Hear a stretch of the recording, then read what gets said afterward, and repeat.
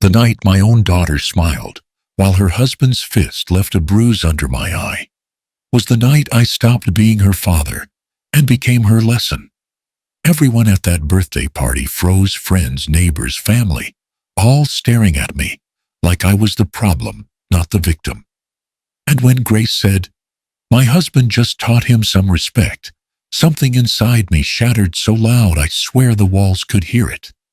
My name is Matthew Carter, and this is the story of how love turned into silence, how silence became betrayal, and how I learned that the sweetest revenge doesn't come from hatred, but from standing up with dignity when everyone expects you to fall. If you're watching this right now, hit that like button, subscribe, and tell me in the comments where you are listening from. Because I want to know, when you hear how it all ended, what would you have done if your own blood turned against you? He hit me, and my daughter smiled. That's the first thing you need to picture: a 70-year-old man walking into his own birthday party with blood drying under his eye, while his only child claps her hands and says, "Finally, he's learned some respect." The laughter stopped halfway through someone's toast. The forks froze in midair.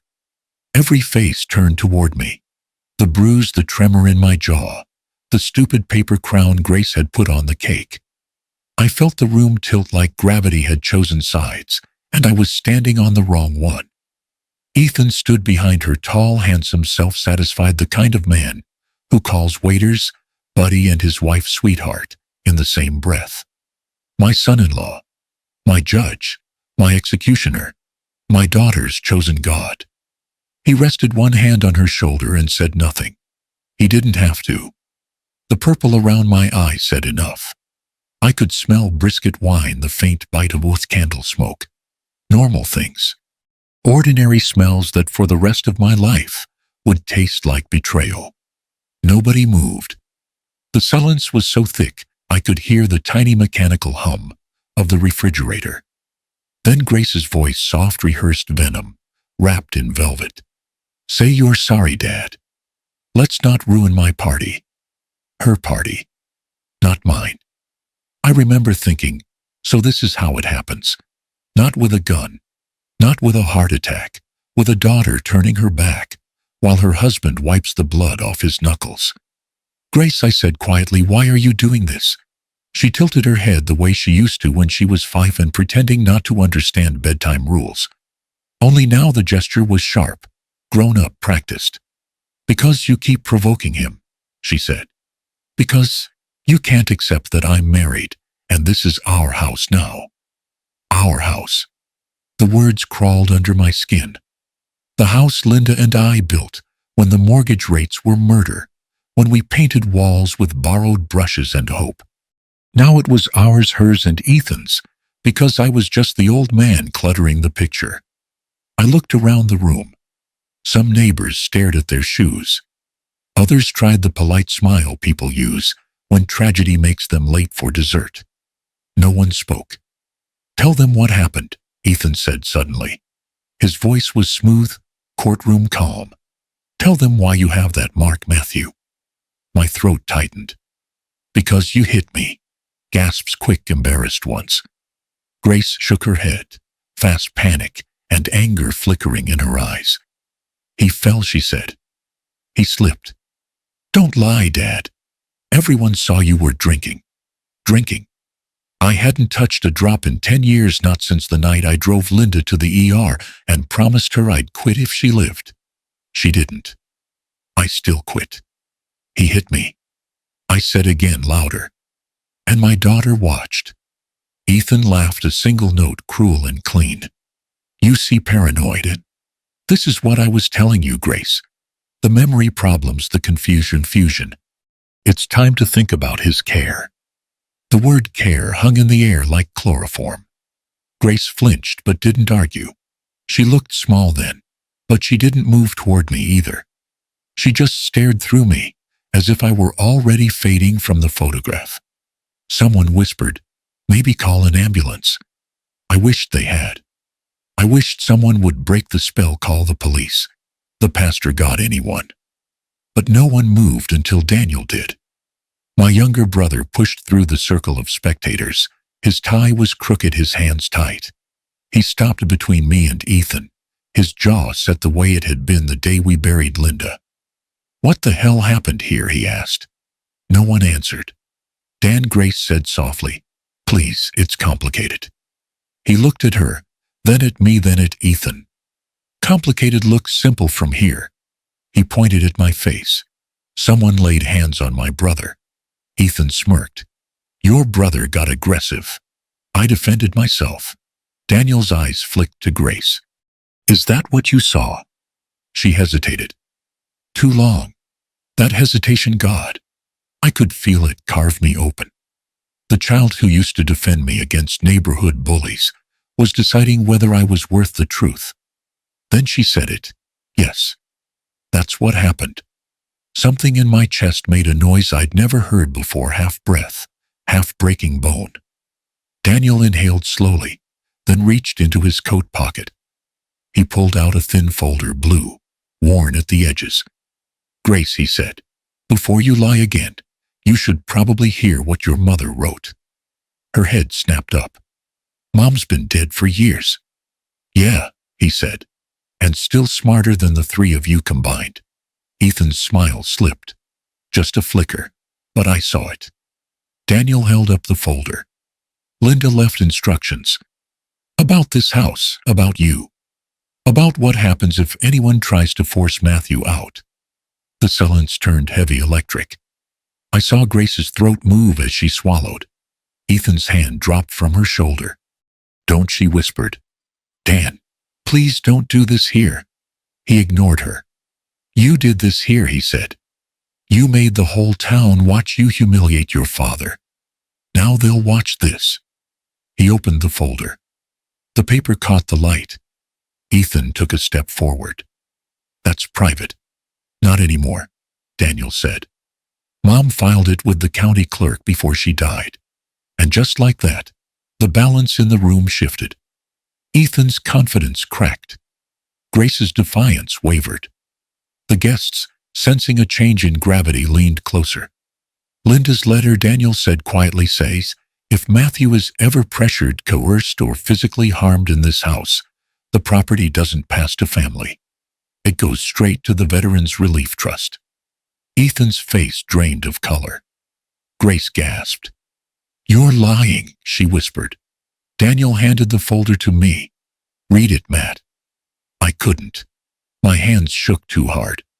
I stared at the familiar handwriting, at the curve of Linda's L. The ink faded where she must have cried on the paper. Ethan recovered first. "It won't hold up," he said. "You can't prove coercion." Daniel's smile was small and terrible. "You just did. In front of 20 witnesses." The room exhaled. Someone clapped nervously, one of those automatic nervous gestures people do when they sense an ending, but don't know which kind. Grace turned to Ethan, eyes wild. "You told me." He raised a hand, silencing her, like he owned the air she breathed. "We're leaving," he said. "No," Daniel replied. "You're not leaving until the police take your statement." I should have felt triumph. I didn't. I felt old. I felt hollow. I felt the weight of every choice that led us here, every moment I'd stayed quiet for peace, every red flag I'd waved away, because Grace loved him. She looked at me then, and for a second, the mask cracked. "Dad," she whispered, voice small again. I didn't mean, but I didn't hear the rest because the world narrowed to the folder in my hands and the words my wife had written years ago. "Matthew, if they ever make you feel small in your own home, remember I built these walls to keep you safe, not to cage you. Don't let anyone take what we built." The letters blurred as tears found their way down the same path blood had taken earlier that night. That was the night I lost my daughter. But it was also the night my wife reached out from the grave to save me. And if you think this story is about a bruise, you're wrong. The bruise healed. What came after the lies, the court filings, the quiet war for one old man's dignity, that's where the real wound began. So sit down. Let me tell you how love turns into ownership, how kindness becomes control, and how a father learns the hardest truth of all. Sometimes the people you raise come back to bury you alive. When Linda died, the house went quiet in a way I didn't know houses could be quiet. Not peaceful, not resting, just hollow, like the air itself was waiting for someone who'd never walk through the door again. The morning after the funeral, I sat at the kitchen table and stared at her coffee cup still in the sink. The lipstick mark on the rim had faded to a pale ghost print. I couldn't wash it. Grace came downstairs wearing her mother's old sweater sleeves, hanging past her hands, eyes red from crying. She tried to smile. She made us toast and burned it. We laughed, and that was the first sound the house had made in 2 days. That laugh kept us alive for a while. Grace moved back in after college. She said she wanted to keep me company. I told her she didn't have to. She said she wanted to. She'd lost her mother. I'd lost my compass. In our own way, we were both trying to fill the same empty chair. We built a routine, small, fragile, perfect. Mornings smelled like coffee and toast. She'd read the news aloud. I'd grumble about politicians.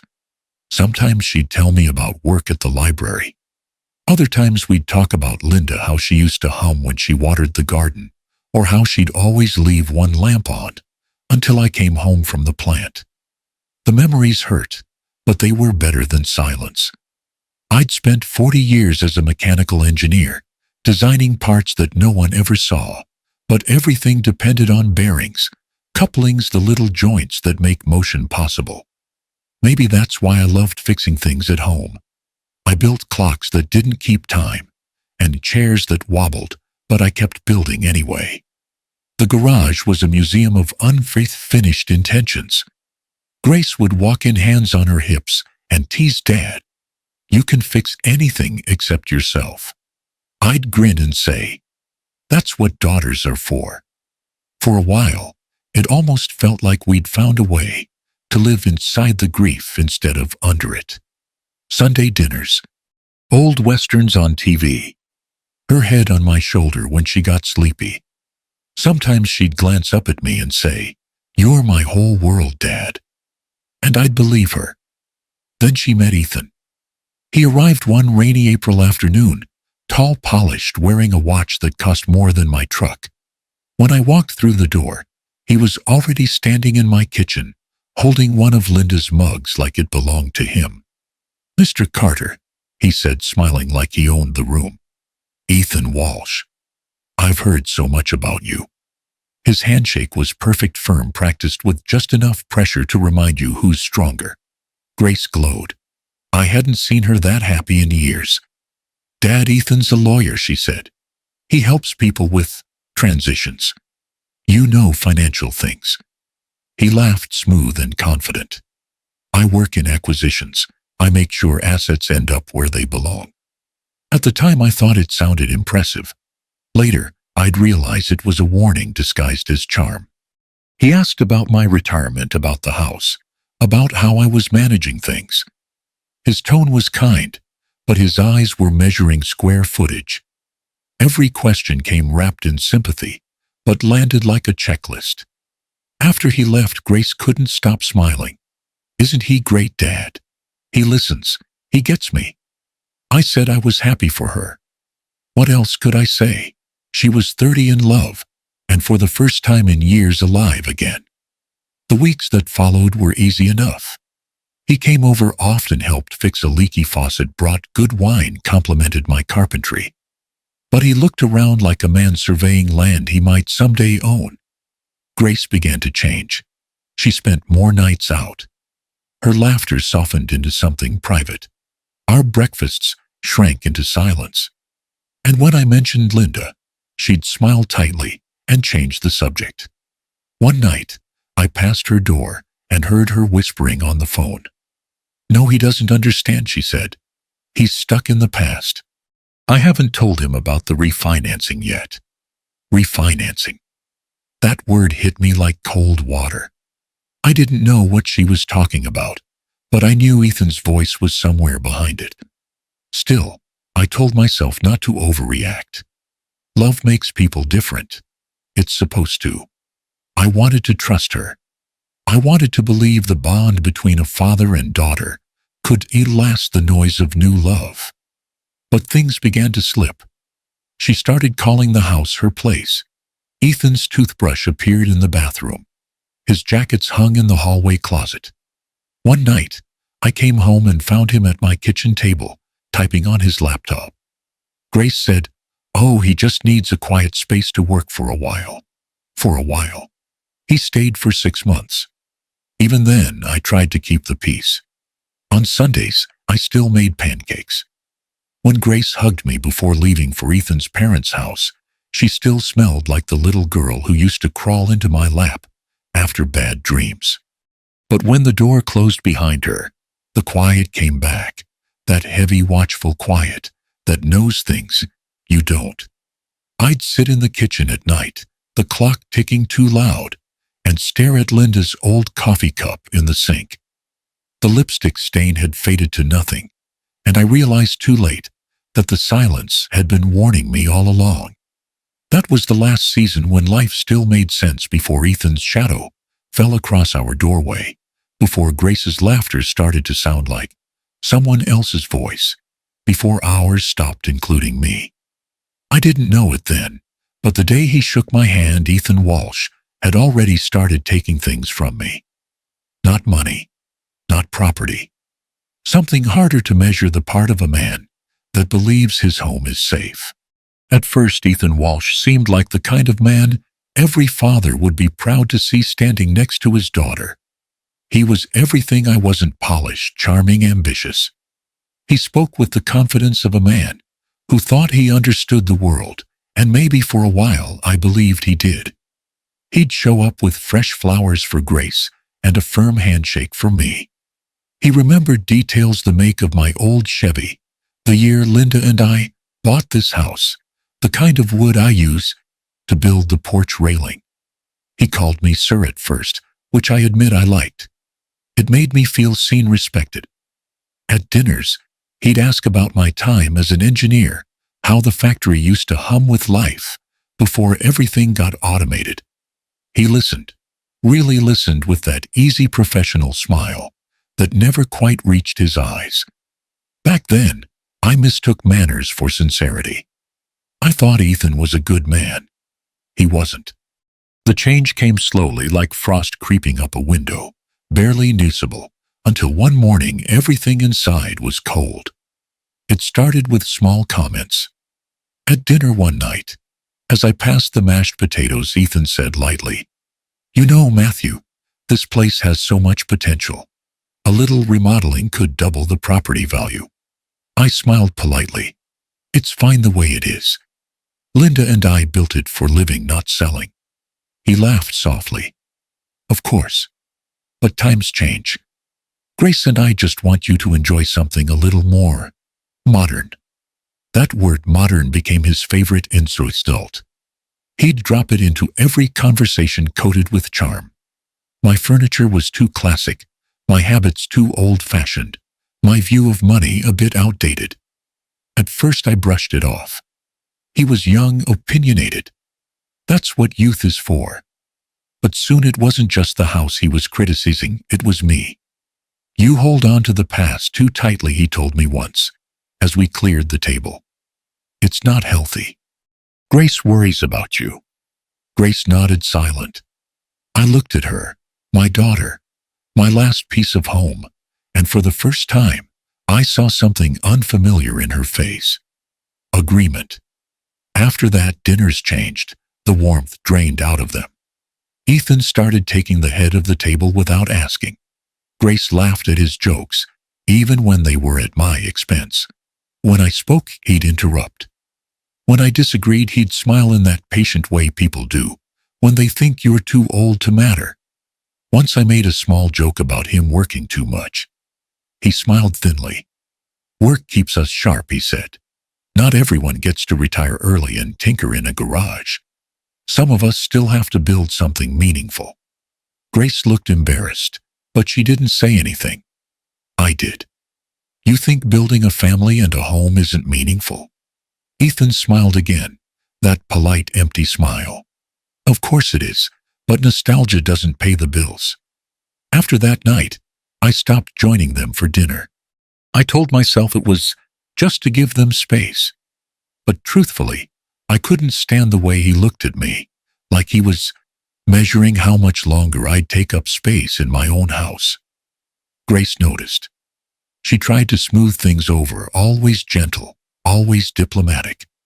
"Dad," she said one morning, "Ethan just wants to help. You should let him handle some things for you. The bills, the taxes, the paperwork. He's good at it." I frowned. "I've handled my own finances for 50 years. "I know," she said softly, "but Ethan says you might be missing out on better options. He can show you how to update everything." That was the first time I felt something truly shift, like the air pressure in the room had changed. The way she said, "Ethan says." The way she repeated his words like scripture. My daughter, who used to roll her eyes at authority, who once told me she'd never let a man tell her how to live, was now quoting him, as if he were her conscience. "Grace," I said carefully, "I don't need him managing me. I'm fine." She sighed, the kind of sigh a parent gives a stubborn child. "Dad, you always take things so personally. Ethan isn't trying to control you. He's just trying to help. Trying to help." That phrase hung between us like the smell of smoke after a fire. He helped by changing the light fixtures I'd installed with Linda. He helped by suggesting Grace move her things into the master bedroom because it had better lighting. He helped by convincing her to sell Linda's old piano. "It's just collecting dust, Matthew. Let someone enjoy it." Every help erased a piece of her mother's memory. Every improvement took a piece of me with it. Grace was changing too. Her laughter was thinner, her schedule busier. She spent more time away, coming home late, always apologizing, always distracted. When she did sit down with me, her words sounded borrowed, polite, rehearsed, filtered through Ethan's vocabulary. I started keeping to myself more. In the mornings, I'd drink my coffee alone by the window, watching the rain on the porch we'd built with our own hands. Sometimes I'd hear them downstairs, their low voices, laughter, the occasional sigh. One night, I caught a sentence that still echoes in my head. Grace's voice, quiet but firm. "Dad should really let you handle things, Ethan. He's not the same anymore." That was the moment I realized I was being slowly erased, not with cruelty, not even with anger, but with patience and planning. When I confronted Grace the next morning, she smiled sadly. "Dad, Ethan only wants what's best for you. You should let him help." That's when I knew something had gone terribly, silently wrong. The girl who once held my hand after her mother's funeral now looked at me like a burden, someone to be managed, guided, corrected. And Ethan, he didn't have to raise his voice. He just stood behind her, one hand resting lightly on her shoulder, his thumb tracing small circles on her skin, a silent reminder of who spoke for both of them now. The perfect son-in-law. Perfectly polite, perfectly poisonous. When they moved in, it was supposed to be temporary. "Just until we find a place of our own, Dad," Grace said, her smile bright, her tone rehearsed. Ethan stood behind her with his hand on her shoulder, nodding like a man sealing a deal. I didn't argue. How could I? She was my only child, and I'd spent years alone in this house that felt too big since Linda died. I told myself it might be nice to have laughter echo through the halls again, someone else making coffee in the mornings. I told myself it would feel like family. It didn't. The first week was fine. Grace cooked dinner, Ethan mowed the lawn, and for a moment, I believed maybe I'd been too hard on him. But then the changes began, quiet, systematic, invisible at first, like termites eating through old beams. One afternoon I came home from the grocery store to find new curtains hanging in the living room. Gray ones. Minimalist, as Ethan called them. The warm cream-colored drapes Linda had sewn by hand were gone, folded neatly in a trash bag near the door. "They were outdated," he said casually. "The light feels cleaner this way." I wanted to protest, but Grace looked so pleased. "Doesn't it look brighter, Dad? Like a fresh start." A fresh start. For whom, I wondered. Next went the dining table. The sturdy oak one Linda and I had saved for the one where Grace had done her homework, and where Linda used to serve pot roast on Sundays. Ethan replaced it with a sleek glass rectangle that showed every fingerprint. "More modern," he said. "Easier to maintain." He started using that word a lot, modern. It was his polite way of saying erase. Every week, something disappeared: the rug from our trip to Santa Fe, Linda's floral china, the photos on the stairway wall. When I asked where they went, Grace said Ethan boxed them up to keep them safe. Safe from what? Then one day I opened the storage closet and saw that all those boxes, my memories, had been moved to the garage, stacked like clutter, waiting for disposal. The house was changing shape, and so was Grace. She dressed sharper, spoke faster, laughed less. She started calling the place our home. Our home. Our bills. Our kitchen. One night at dinner, Ethan poured wine and raised his glass. "To new beginnings," he said. Grace clinked her glass against his eyes, shining. I lifted mine half-heartedly and stared around the room that no longer looked like mine. The kitchen counters gleamed where Linda's old tiles used to be. The refrigerator was replaced with a stainless steel monolith that hummed like a jet engine.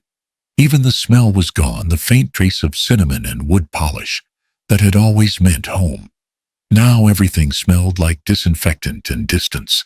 Ethan started working from home more often, claiming the den as his office.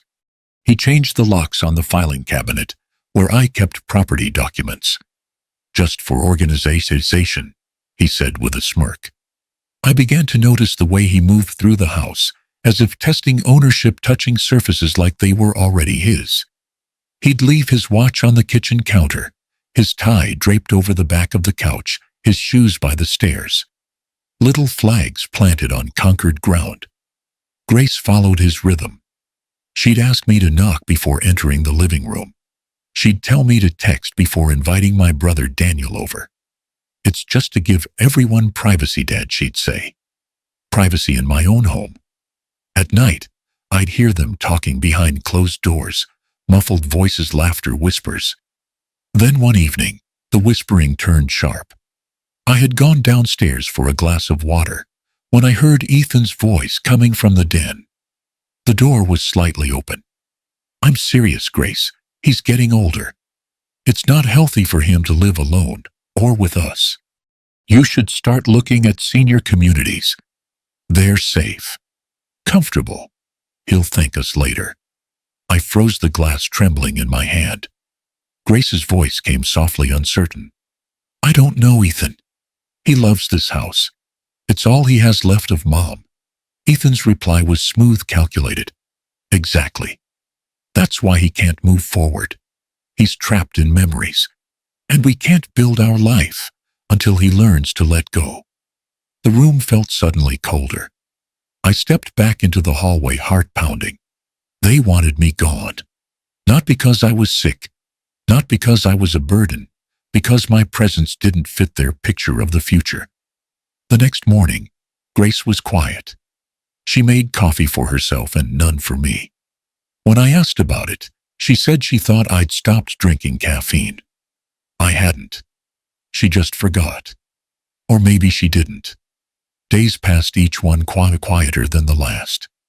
When I entered a room, conversation stopped. When I spoke, Ethan's jaw tightened.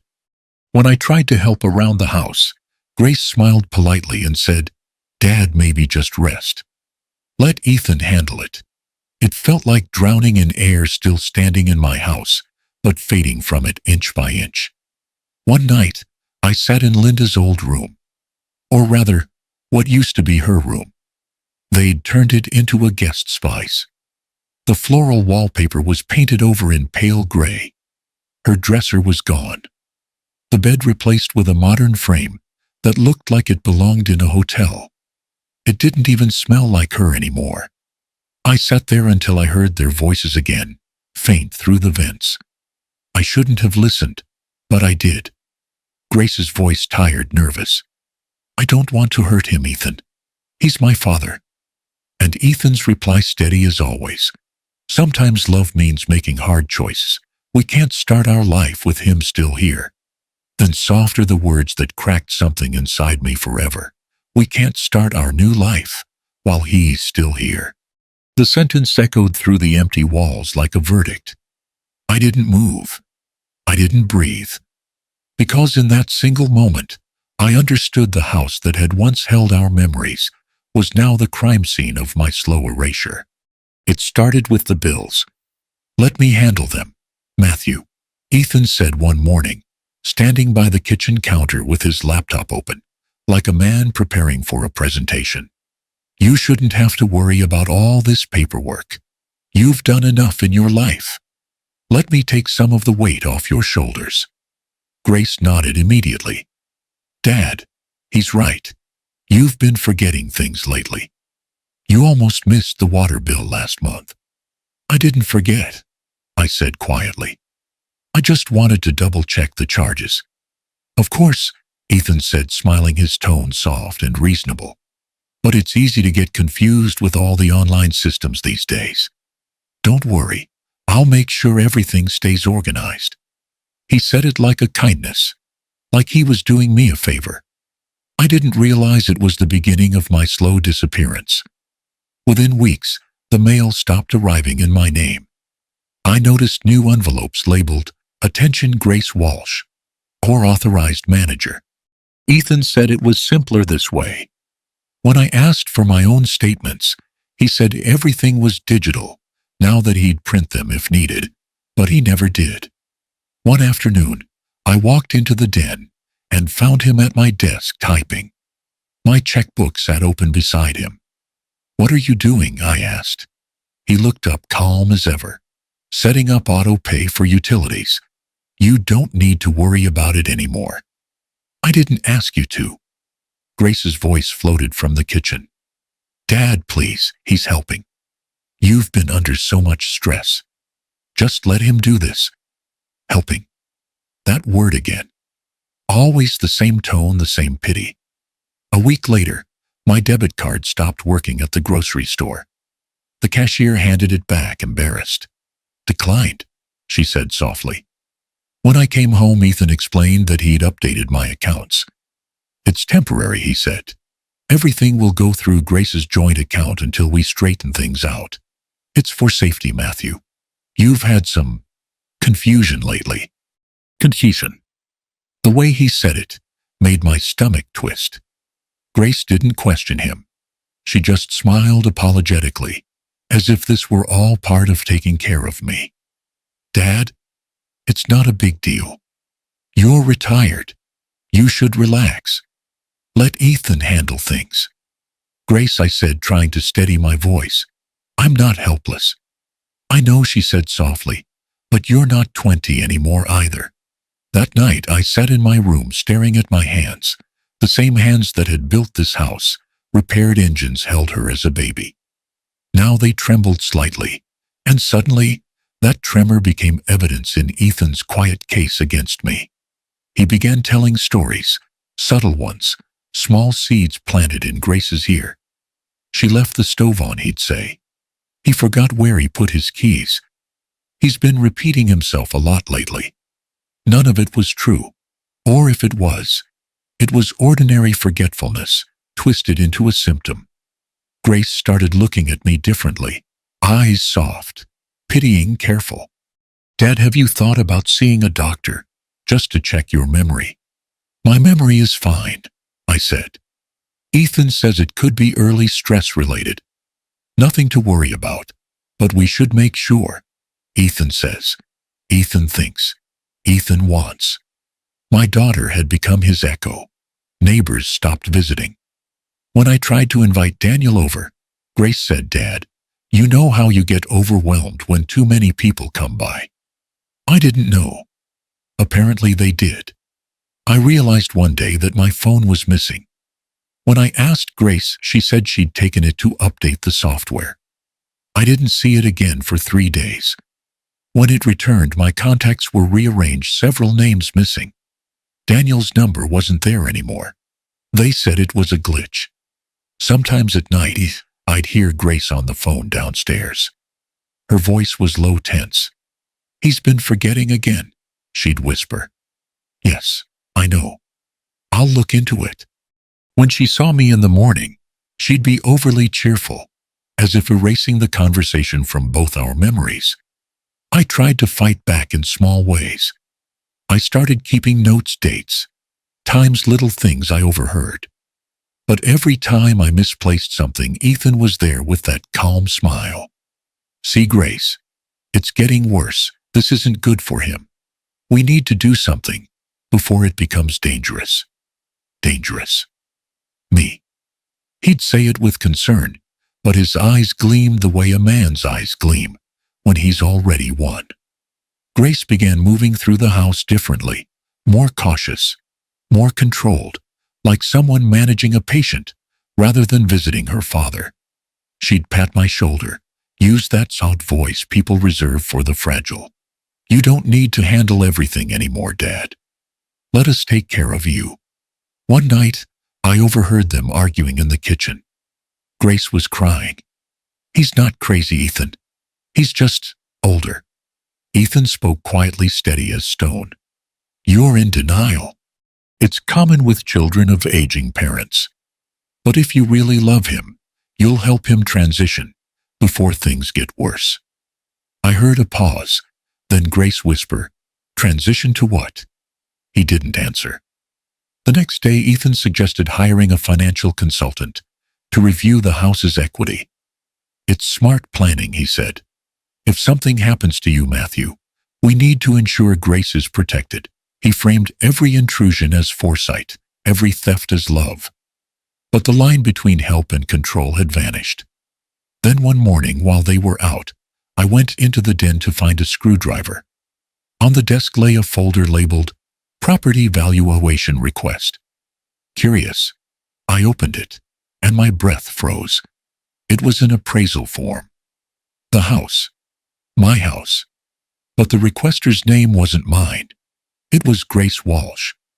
And the signature line, half complete, carried Ethan's bold handwriting. I stared at those names until they blurred, until the truth hit with the cold precision of a blade. They weren't planning to take care of me. They were preparing to take everything. The day I turned 70 should have been a celebration. Instead, it became the day my daughter buried whatever love she still had left for me. Grace insisted on throwing a party. "You deserve something special, Dad," she said, smiling too brightly. "Ethan's helping me organize everything. Just relax and enjoy." I didn't want it. But saying no felt like refusing peace, and I was too tired to fight anymore. She decorated the house, my house, with silver balloons and white roses. The place looked like a showroom. Nothing of Linda remained, no photos, no music, no warmth.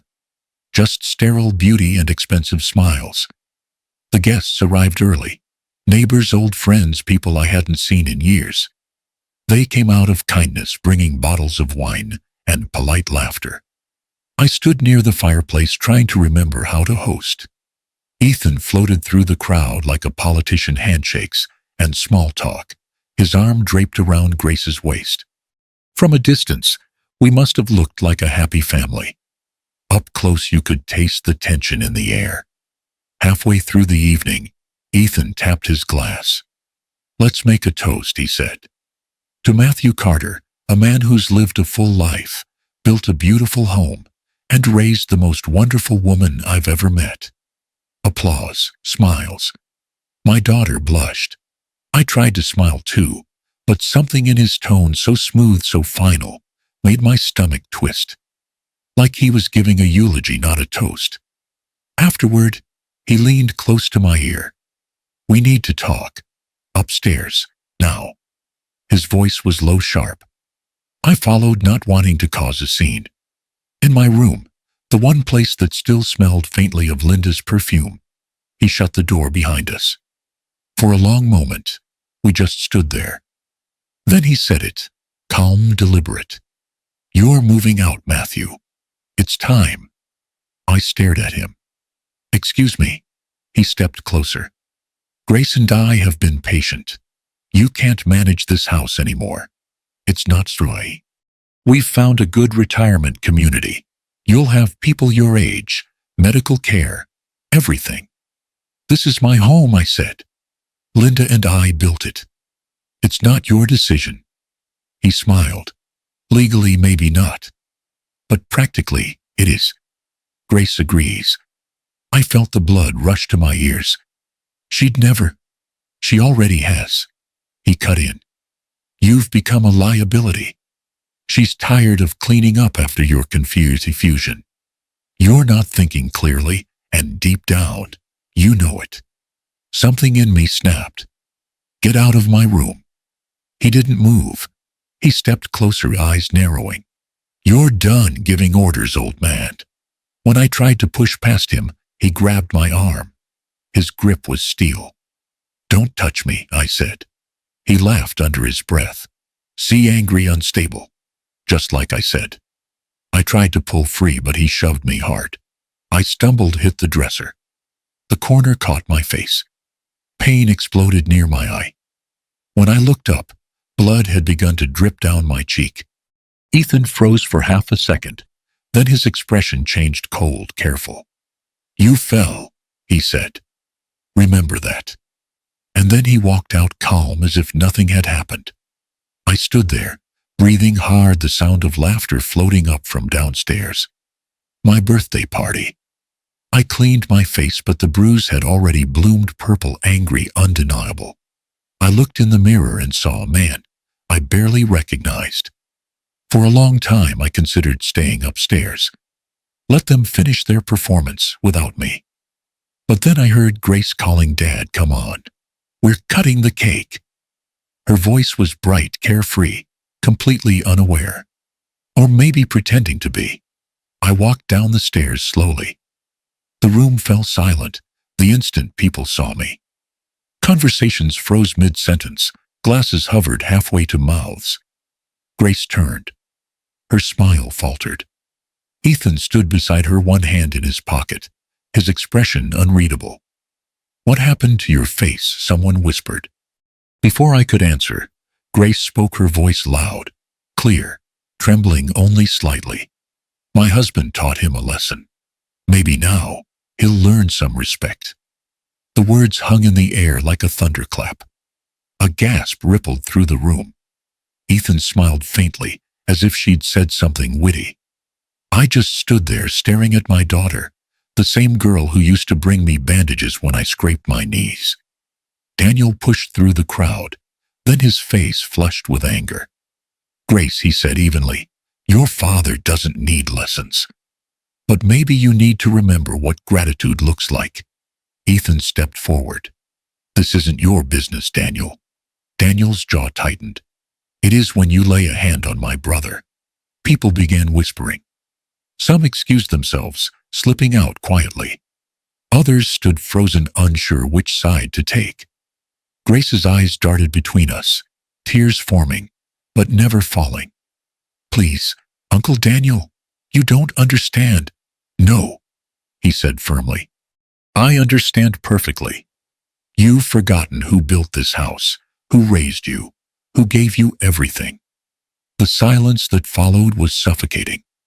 I felt every gaze turn toward me, some sympathetic, some pitying, others just curious, like watching a slow disaster unfold. I looked at my daughter, my brother, my house, all of it blurred through the swelling around my eye. And I said the only words that made sense anymore.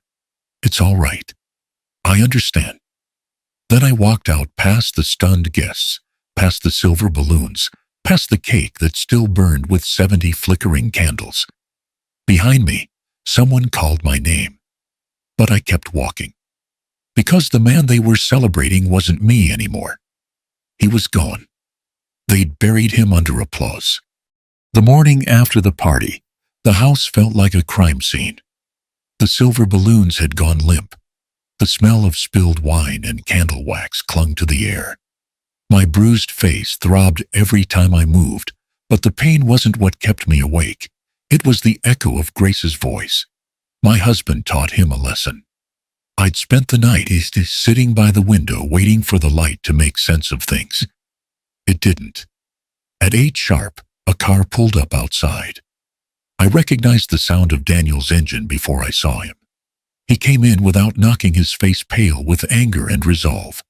Behind him was Laura Haynes, our family lawyer, Linda's old friend. A woman who never wasted words and never entered a room without knowing exactly why she was there. Ethan and Grace were already in the kitchen. They looked up as Daniel and Laura walked in.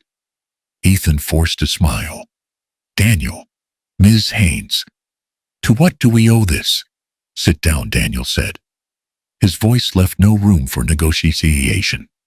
Grace looked confused. Uncle, please, not now, he repeated.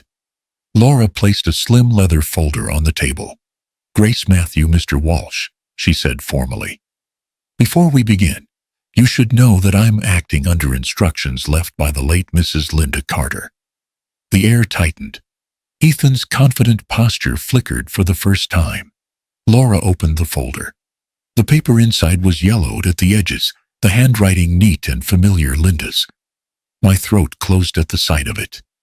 This, Laura said, sliding the top page forward, is an addendum to Linda Carter's will, signed and notarized 6 months before her passing. It concerns the ownership of this house and the protection of its rightful occupant. Grace frowned. Protection? Laura nodded. Yes. The document specifies that if Matthew Carter is ever coerced, pressured, or unlawfully removed from this home by any family member or representative, the entire property and associated assets will automatically transfer to the Veterans Relief Trust. Neither Grace Carter nor any spouse of hers will inherit. The room went silent. Ethan's face drained of color. His smile vanished, replaced by something cold and calculating. That's absurd. You can't just... It's legally binding. Laura interrupted, her tone sharp as glass. And as of last night, you've provided more than enough evidence to prove coercion. Grace turned to him, her eyes wide. Ethan, what is she talking about? He didn't answer. Daniel reached into his jacket and pulled out another set of papers. Laura, show her the rest. Laura nodded, unfolding several printed forms. Grace, she said gently, 2 weeks ago, a petition was filed with the county court to initiate a mandatory psychological evaluation for your father. The signature on the authorization form is yours. Grace's brow furrowed. What? No, I never. Laura slid the paper across the table. Look closely. Grace leaned in. Her hand flew to her mouth. That's not my signature, she whispered. It isn't, Laura agreed. It was forged. By your husband.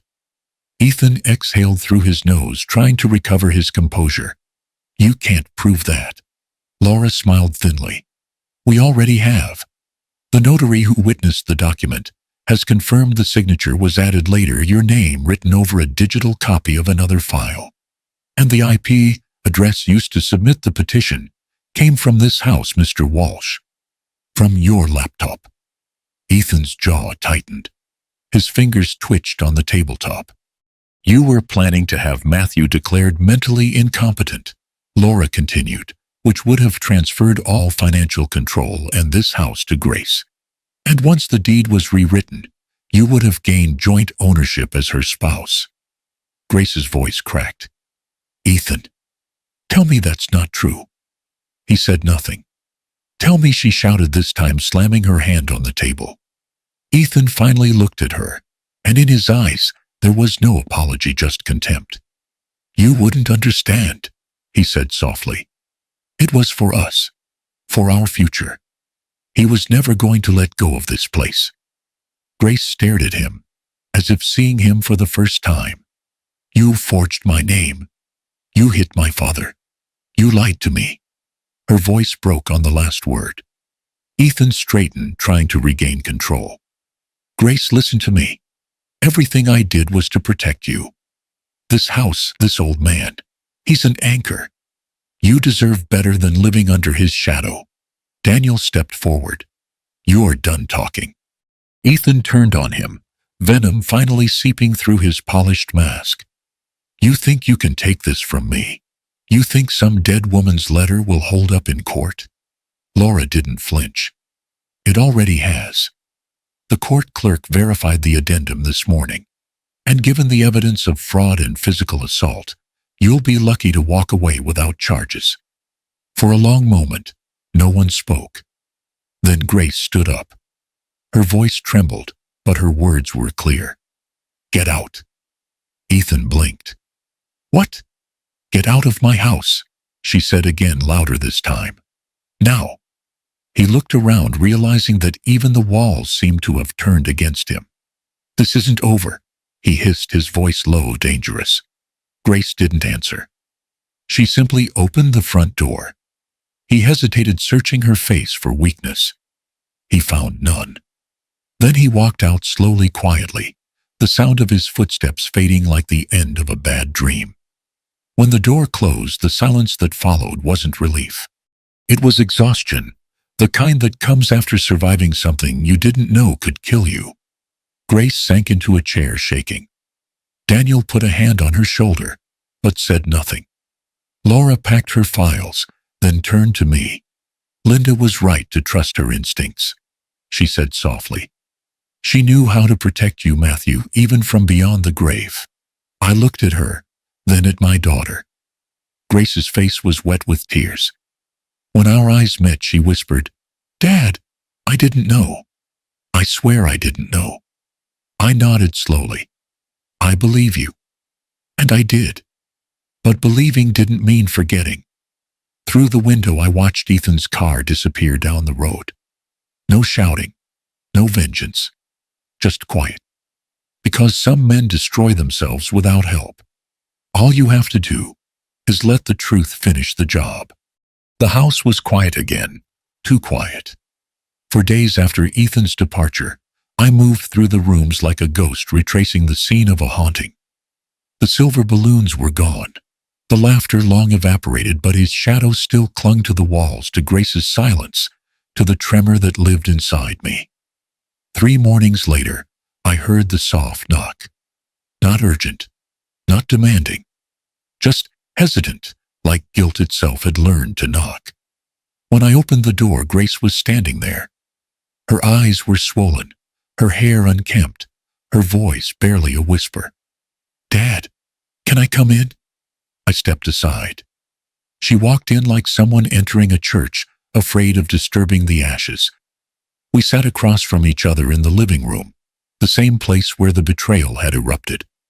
For a while, neither of us spoke. The ticking of the old clock filled the silence like a heartbeat.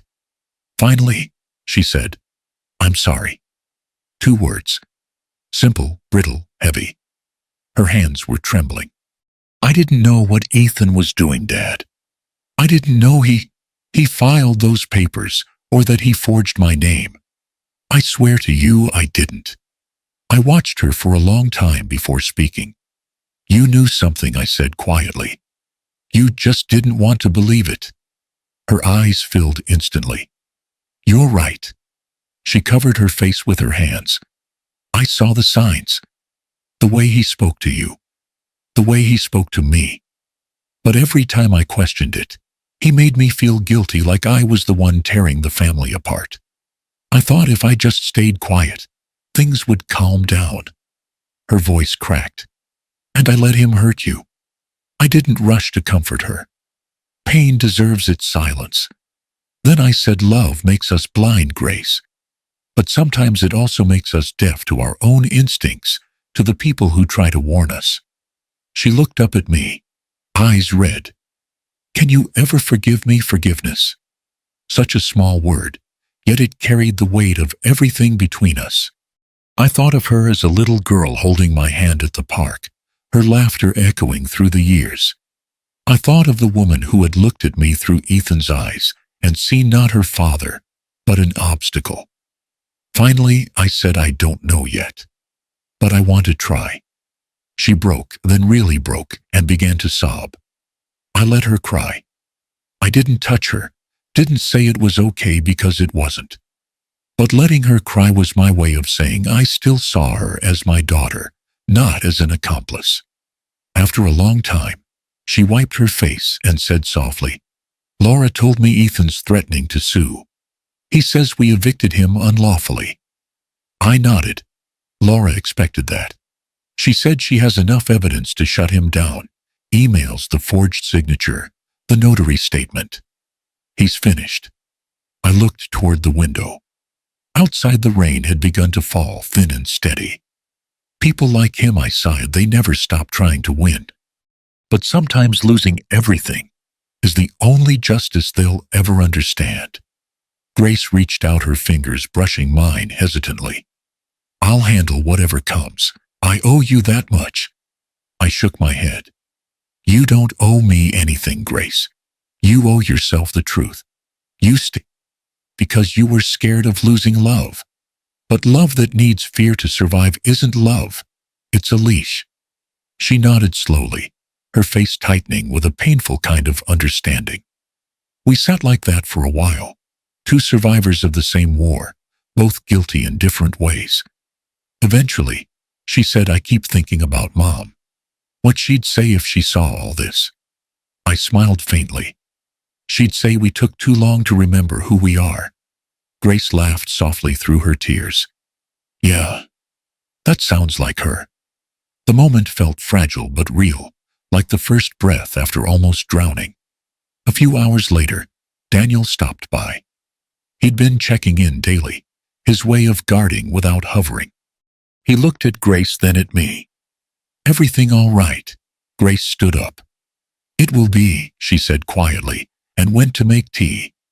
Daniel watched her leave, then turned to me. "Laura called. Ethan's bluffing. His lawyer quit after seeing the documents. He won't go near a courtroom now." I nodded, but my relief felt hollow. "Then it's over." Daniel studied me for a moment. "You don't sound happy about that." I leaned back, staring at the ceiling. Winning doesn't always feel like victory. I lost too much before the truth showed up. He placed a hand on my shoulder. "You didn't lose her, Matt.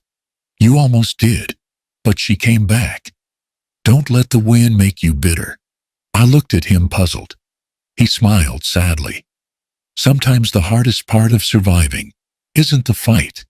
It's remembering how to live after it." His words stayed with me long after he left. That night, as the house grew quiet again, I found myself in the hallway outside Linda's old room, the one Ethan had tried to repaint, to erase. I opened the door. The faint scent of lavender still lingered in the air. Grace appeared behind me, her voice soft. "I'm going to fix this room, Dad. Just like Mom had it." I turned to her. "Don't," I said gently. "Leave it as it is. Some things are meant to stay untouched." She nodded, her eyes glistening. "Then maybe we'll just start over in the rest of the house." I smiled, a real one this time. "That sounds fair." As she walked away, I stood there for a long time, surrounded by the quiet presence of everything I'd loved and nearly lost. The cost of love, I realized, isn't measured in money or bruises. It's measured in how much of yourself you're willing to rebuild after it's been broken. And for the first time in a long while, I believed I still could. 1 year passed, though it didn't feel like time. It felt like recovery. Slow, uneven, like learning to walk again after a fall you weren't sure you'd survive. Grace divorced Ethan 6 months after that night. There were no fireworks, no screaming court battles. Just a quiet signing of papers, the final ghost leaving her life. She told me later she had started therapy. Trauma counseling, she said simply. Turns out, I wasn't crazy, see, I was conditioned to believe I was. The words carried both pain and power. She told me her therapist called it gaslighting fatigue, the exhaustion of constantly doubting your own memory. For months, she'd been unpacking every lie Ethan had built into her mind about control, obedience, loyalty. About me and about herself. I didn't see her often at first. Once a month, maybe less. She needed space, and I needed quiet. But every time she came, she looked a little stronger, her voice steadier, her shoulders straighter, her smile less forced. Healing doesn't come with fanfare. It comes in the small unnoticed victories, like breathing without guilt. Then one late autumn evening she called. "Dad, I'd like to come by tonight," she said. "I want to cook for you." I almost dropped the phone. Grace hadn't cooked here since Linda died. When she arrived, the ski was bruised with rain, and the scent of wet leaves drifted in from the porch. She brought groceries, fresh herbs, chicken, a bottle of red wine, and moved around the kitchen as if reclaiming lost territory. "Do you remember this recipe?" she asked while chopping onions. I smiled faintly. "Your mother's lemon chicken. You used to sneak the crispy skin off before dinner." She laughed softly, and for a second, I saw my little girl again, the one who used to dance in her socks on the kitchen tiles. The laughter lingered like sunlight in a cold room. We ate at the old wooden table, the one Ethan once said was outdated. Grace poured wine for both of us. The food was warm, simple, and good. For a long while, we didn't talk about the past. We didn't need to. Sometimes silence is a better apology than words.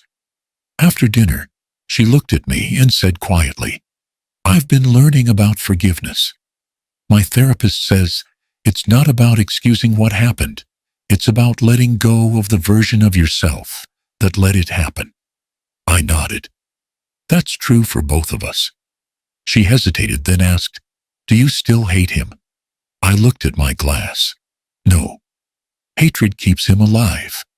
I buried him when you walked back through that door." Grace exhaled a small sound of relief. "I thought you'd never want to see me again." I reached across the table, my hand resting on hers. "You're my daughter. I might have lost faith in you, but I never stopped loving you." Her eyes filled with tears, but she didn't look away this time. "I didn't deserve that love." "Maybe not then," I said softly.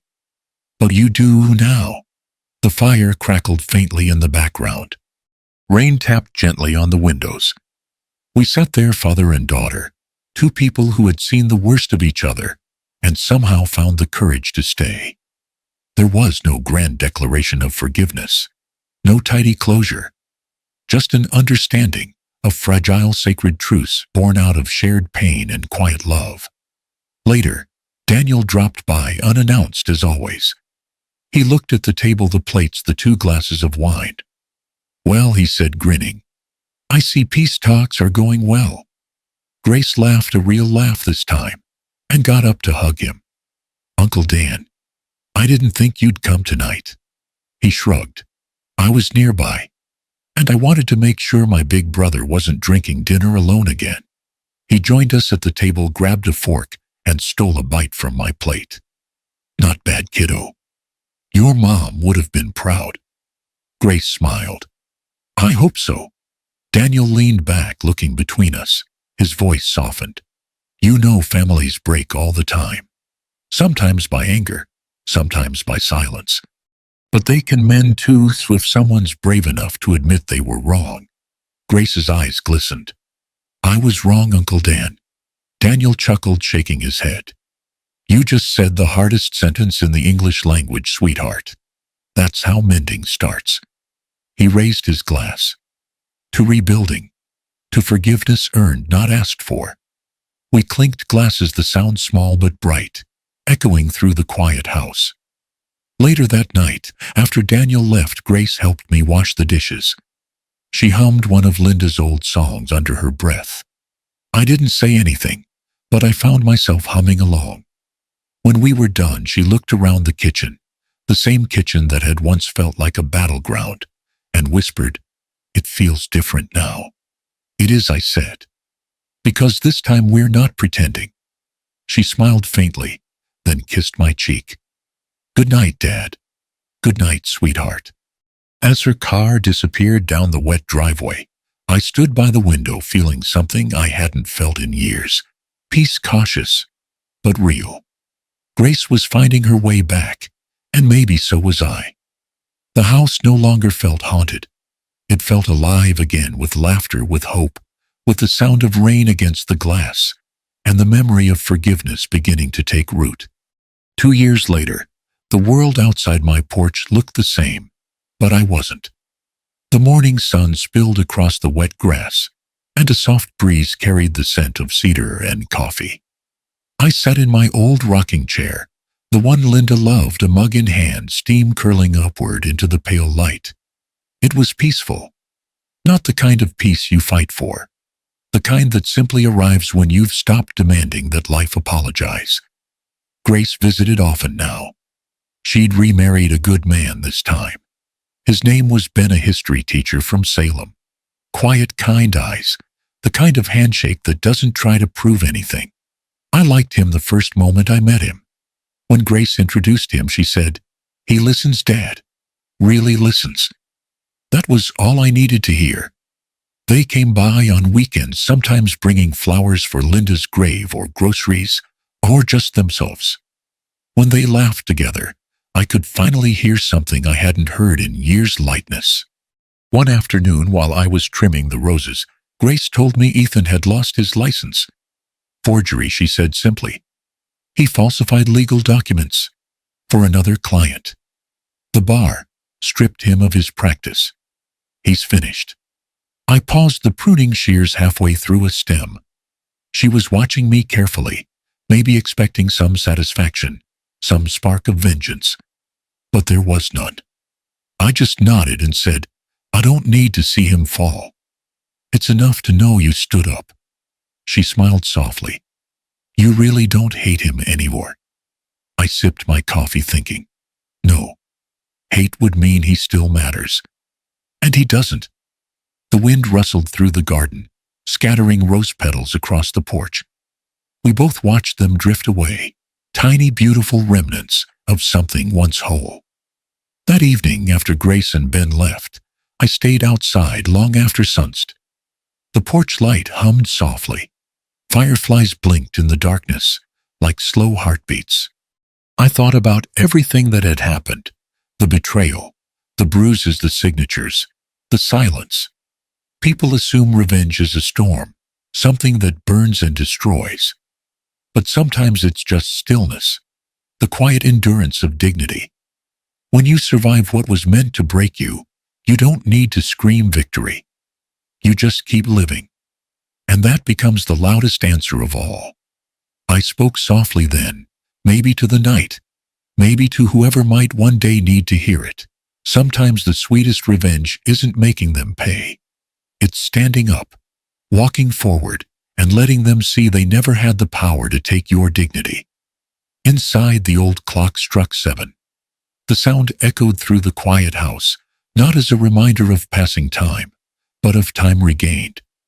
Every tick felt like a heartbeat coming back to life. Through the window, the reflection looked back at me, an old man, lines deepened, eyes tired but clear. Not broken, not bitter, just still here. I smiled faintly and whispered, "You did all right, Linda. You kept your promise. You protected me even after you were gone." Then I leaned back in the rocking chair, the boards creaking softly beneath me, and let the evening settle around me. The sky turned amber, then gold, then the deep blue of forgiveness. The roses swayed in the gentle wind, catching the last light of the day. And there I sat, an old man with his coffee, his memories, and the quiet satisfaction of knowing that the world had tried to take everything from him, but couldn't touch his peace. You know, people think revenge is fair, loud, burning, consuming. But the older I get, the more I realize the real kind is quantity. It's waking up every morning in the same house they tried to take from you. It's drinking your coffee in peace, knowing you didn't lose yourself trying to win. Ethan lost everything: his job, his pride, his mask. But me, I still have my home, my daughter, my name. If you're still watching, Tell me, in the comments, would you have fought back, like I did, or walked away? Because sometimes the sweetest revenge isn't watching them fall. It's knowing you stood tall.